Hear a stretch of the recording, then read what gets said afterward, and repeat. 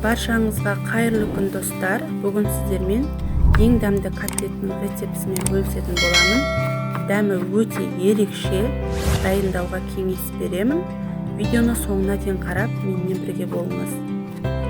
Алдымен бір дана пиязымызды майдалап турап аламыз.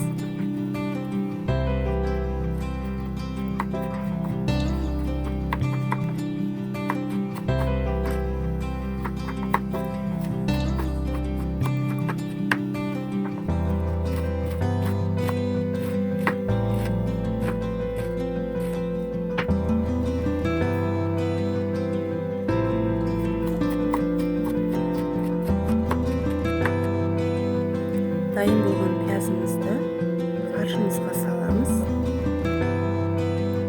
Бір дана картоп жеткілікті көкіштен өткізіп аламыз. Достар, котлеттің дәмді болуы біздің тартқан етімізге байланысты. Етімізді дұрыс таңдағанымыз жақсы.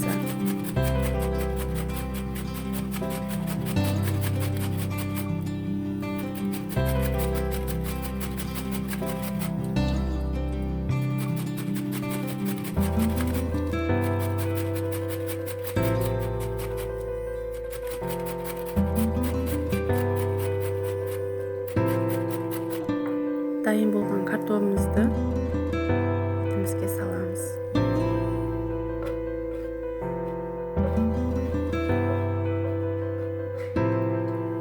Котлетке ең дәмді рең беретін бұл көк пияз. Маған ең қатты ұнады. Дәмі өте ерекше болады. 4 дана жеткілікті. Онда майдалап турап алып саламыз.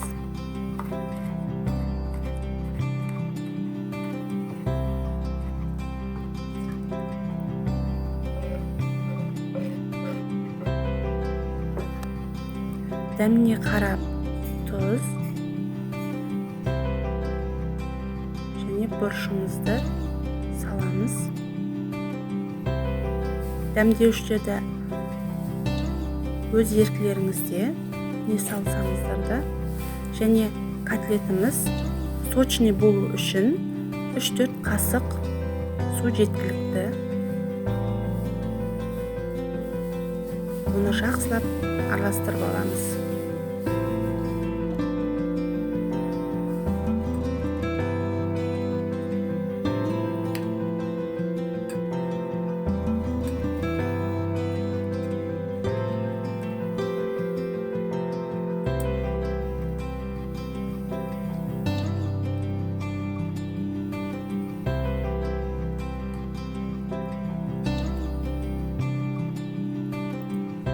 Дайын болған фаршымызды бір келкі етіп домалақтап аламыз.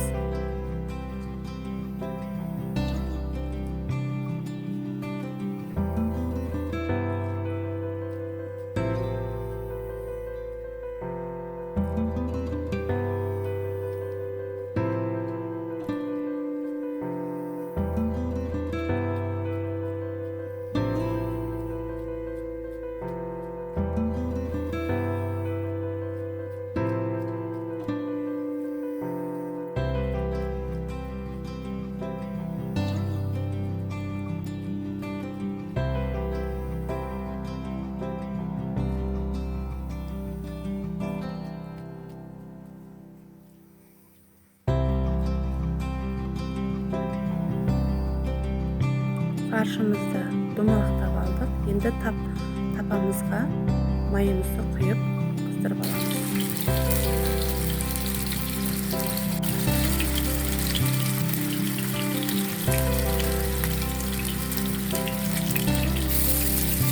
Дайын болған фаршымызды салып, екі жағын жақсылап қызарғанша пісіреміз.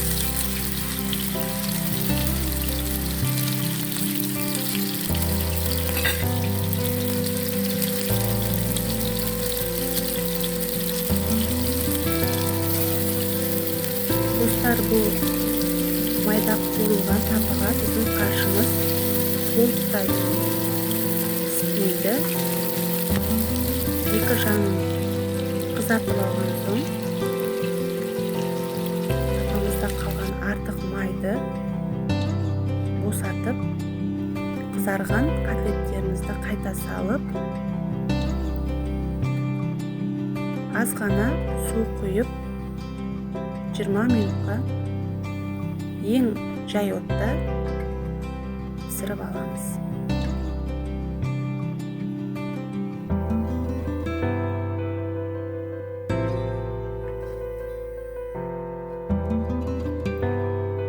Толықтай піскен біздің котлетіміз дәмі өте ерекше болады.